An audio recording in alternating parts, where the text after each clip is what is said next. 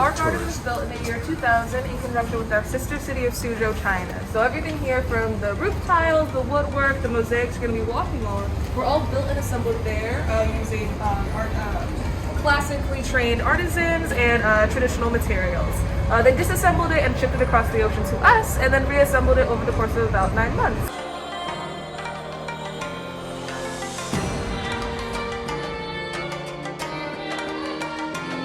So it's a piece of art history, I would say, architecture history, a history of our relationship between our sister city of Suzhou and Portland. It's a really interesting place to be.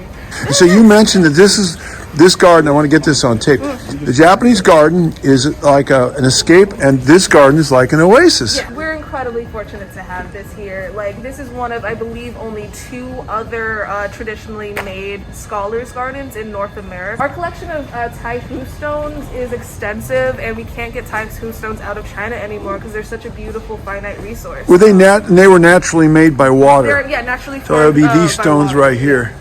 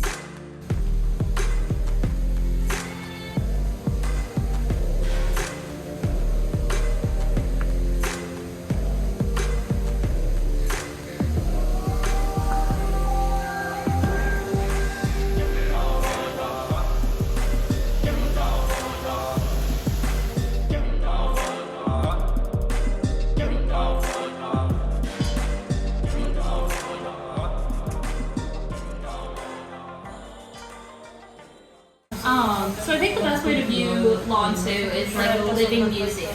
Yeah. So we are designed after a traditional scholars' garden during the Ming dynasty. These scholars were, they belong started as common folk, common men who would study diligently art, poetry, music, philosophy, and they would actually take the scholar exam, which was like this grueling days-long test.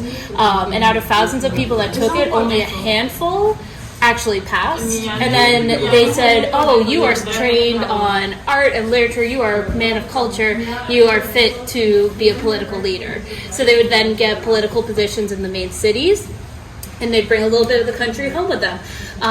So that is the country in the middle of the city. That's what we're trying to do too. That's why we're located where we are. And each pavilion would have served a different purpose. This would have been he wouldn't have lived in the garden, but this would have been his place to come and practice his craft and his study. This hall would be where he would invite people in and show off all of his lavish goods.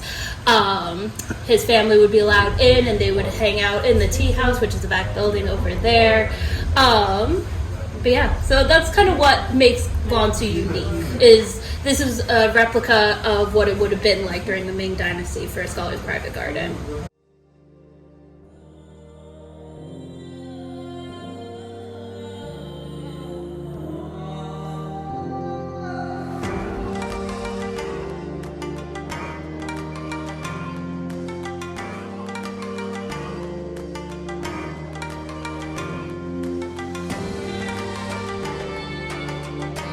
The Japanese had the bonsai, Yes. which is like the perfect mini specimen of a tree. Sure.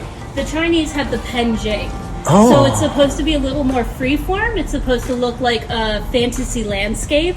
So a lot of times they'll have these mini figures, so that way you can imagine shrinking down and being in this fantasy realm. We have a bunch of beautiful ones around the garden right now. This is one of my favorite because it has 3 different trees being featured, and it's all like all the roots are just through the moss there. Yes, interesting. So the Japanese got it from the Chinese? Yeah.